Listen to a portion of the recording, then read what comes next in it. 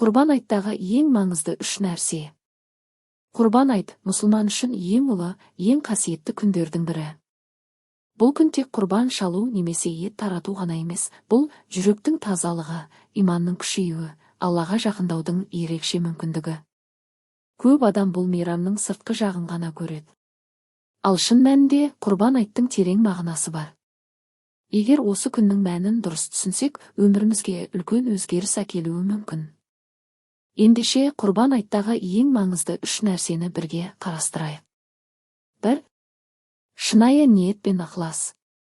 Құрбан айттағы ең бірінші және ең маңызды нәрсе ниет. Сен құрбан шалып жатырсың ба, садақа беріп жатырсың ба, әлде жай ғана біреуге жақсылық жасап жатырсың ба, бәрінің негізі ниетке байланысты. Алла тағала сыртқы амалға емес, жүректегі ықыласқа қарайды.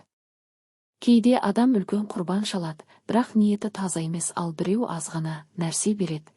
Бірақ шын жүректен алашын ең қымбат, шынайылық.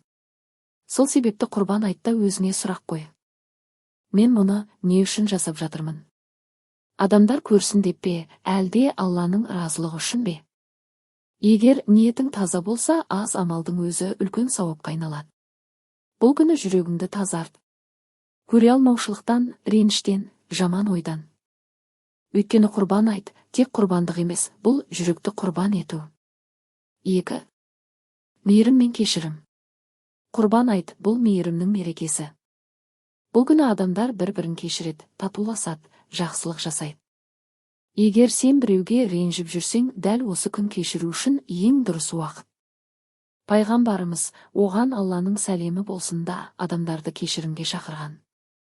Себебі кешіре білу үлкен жүректің белгісі. Ойланып көр. Сен біреуді кешірсең, Алла сені кешіреді. Сен біреуге мейірім көрсетсең, Алла саған мейірім береді. Құрбан айтта. Ата-анаңа көңіл бөл, туыстарыңа хабарлас, ренжіскен адаммен татулас, көмекке мұқтаж жанға қол ұшын соз. Мейірім тек сөз емес. Ол әрекет. Кейде бір жылы сөз, бір хабарлама, бір көмектің өзі, бір адамның өмірін өзгертуі мүмкін.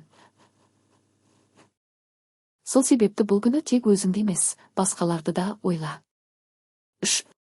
Құрбандықтың шынайы мәнін түсіну. Көп адам құрбан айтты тек мал сою деп түсінеді. Бірақ бұл тек сыртқы амал.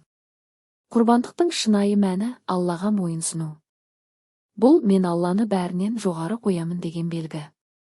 Құрбан шалу арқылы адам малын емес, өзінің нәпсісін, тәкаппарлығын, дүниеге байланып қалуын құрбан етеді. Аллаға етте, қан да жетпейді. Оған жететіні сенің тақуалығың.